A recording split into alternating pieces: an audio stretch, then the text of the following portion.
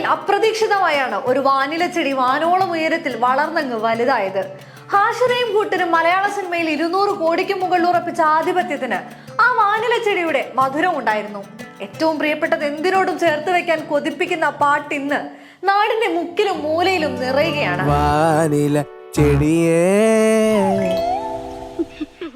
Release ചെയ്ത ദിവസം തന്നെ 1 മില്യണിന് മുകളിൽ കേൾവിക്കാരെ നേടിയ വാനില ചെടി സ്പോട്ടിഫൈ കണക്ക് പ്രകാരം രാജ്യത്തെ ഏറ്റവും പോപ്പുലർ പാട്ടുകളിൽ ഒന്നുകൂടിയാണ്. വാഴയുടെ ആദ്യ ഭാഗത്തിലെ അതിമനോഹരത്തിനു പിറകെ രജത് പ്രകാശ് സമ്മാനിക്കുന്ന അതിലും അതിമനോഹരമായ കുറുമ്പുപാട്ട്.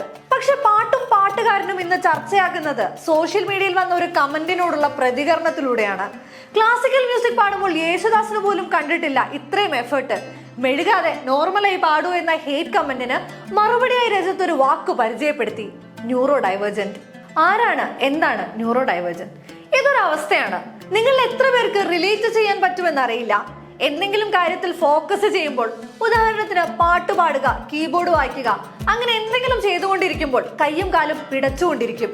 മറിച്ച് ശരീര നിയന്ത്രണത്തിലാണെങ്കിൽ മനസ്സ് പിടയ്ക്കും. ഇങ്ങനെയുള്ളവർ ന്യൂറോ ഡൈവേർജൻസ് ആണ്.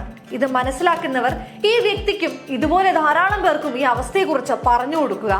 ഓവർ കോപ്രായം കാണിക്കുന്നതല്ല, പാട്ട് പാടുമ്പോൾ സ്വാഭാവികമായി സംഭവിക്കുന്നതാണ് എന്നാണ് കളിയാക്കിക്കൊണ്ടുള്ള കമന്റിന് രജത്ത് നൽകുന്ന മറുപടി. People whose brain functions, learn and process information differently from what is considered typical. സാധാരണമായി കണക്കാക്കപ്പെടുന്നതിൽ നിന്ന് വ്യത്യസ്തമായി തലച്ചോറ് പ്രവർത്തിക്കുകയും പഠിക്കുകയും വിവരങ്ങൾ പ്രോസസ്സ് ചെയ്യുകയും ചെയ്യുന്ന ആളുകളെയാണ് അമേരിക്കൻ സൈക്കോളജിക്കൽ അസോസിയേഷന്റെ നിർവചന പ്രകാരം ന്യൂറോ ഡൈവേർജൻസ് എന്ന് വിളിക്കുന്നത്. ഓട്ടിസം, ADHD, പഠന വൈകല്യങ്ങൾ എന്നിവ അനുഭവിക്കുന്ന വ്യക്തികൾക്ക് നൽകുന്ന ഒരു പൊതുവായ പദമാണിത്. മെഡിക്കൽ ടേം അല്ല എന്ന് പ്രത്യേകം ഓർമ്മിപ്പിക്കട്ടെ. മനുഷ്യരുടെ നാഡീവ്യവസ്ഥയുടെ വികാസത്തിലെ സ്വാഭാവികമായ വ്യത്യാസങ്ങളെയാണ് ഇത് സൂചിപ്പിക്കുന്നത്.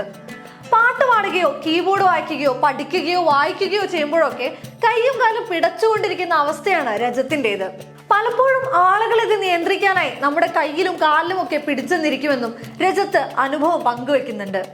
എന്നാൽ എല്ലാവരിലും ഇത് ഒരുപോലെ ആയിരിക്കണമെന്നില്ല അനുഭവപ്പെടുക. നമുക്ക് ചുറ്റുമുള്ള മനുഷ്യർ വ്യത്യസ്തരാണ്. അവർ വ്യത്യസ്തമായാണ് പെരുമാറുന്നത് എന്ന് ഓർമ്മിപ്പിക്കുക കൂടിയാണ് ഹാറ്റ്സ്മിത്ത് എന്ന രജത്ത്.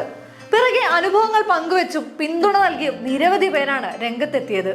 വാഴയോളം ആസ്വാദകരിൽ വേരുറപ്പിച്ച പാട്ടുകളുടെ എഴുത്തുകാരനും കമ്പോസറും സിംഗറുമാണ് രജത്ത്. മാനത്തെ അമ്പിളി ചേലത്തെ കുമ്പിളിൽ കൊണ്ടുവരാനായി സാധിച്ചില്ലെങ്കിലും കാച്ചിലും കോളിലും കൂട്ടുപങ്കിടാൻ ഞാൻ മതി വരുവോളം എന്ന് പാടിത്തന്ന പാട്ടുകാരൻ. മണ്ടിനെ തേടും, ഞാനൊരു പൂവിൻ മുട്ട്, കണ്ണിൽ കണ്ണിൽ ആരും കാണാ തീരം തേടും തുടങ്ങി നിരവധി ഹിറ്റ് പാട്ടുകളാണ് രജത്തിന്റെ സംഭാവനകൾ. ഇതൊക്കെയും പാട്ടിന്റെ പതിവ് ശൈലിക്ക് വിഭിന്നമായി ഉള്ളിൽ കേറിക്കൂടുന്ന ഈണങ്ങളാണെന്ന് കൂടെ ഓർക്കുക. ആ കലാകാരനോട് യേശുദാസിനല്ലല്ലോ ഇത്ര എഫേർട്ട് എന്ന് പറയുന്നതിലെ യുക്തിശൂന്യതയാണ് സോഷ്യൽ മീഡിയ ചോദ്യം ചെയ്യുന്നത്. ഇത്തരം ന്യൂറോ ഡൈവേർജൻ കണ്ടീഷനുകൾ നിരവധി താരങ്ങൾ അടുത്ത കാലങ്ങളിലായി തുറന്നു പറഞ്ഞിരുന്നു. ADHD ഉള്ളതായി ഫഹദ് ഫാസിലും ആലിയ ഭട്ടും ഡിസ്ലെക്സിക് ആണെന്ന് അഭിഷേക് ബച്ചനും അർജുൻ അശോകനും തുറന്നു പറഞ്ഞിട്ടുണ്ട്. Emma Watson, Mark Ruffalo, Bill Gates തുടങ്ങിയവരും ADHD അനുഭവിക്കുന്നവരാണ്. Elon Musk, Lionel Messi, Anthony Hopkins തുടങ്ങിയവർ ഓട്ടിസം സ്പെക്ട്രം ഡിസോർഡറും അനുഭവിക്കുന്നുണ്ട്. ലോകത്ത് അങ്ങോളം ഇങ്ങോളമുള്ള മനുഷ്യർ ഇങ്ങനെ പലവിധം വ്യത്യസ്തരാണ്.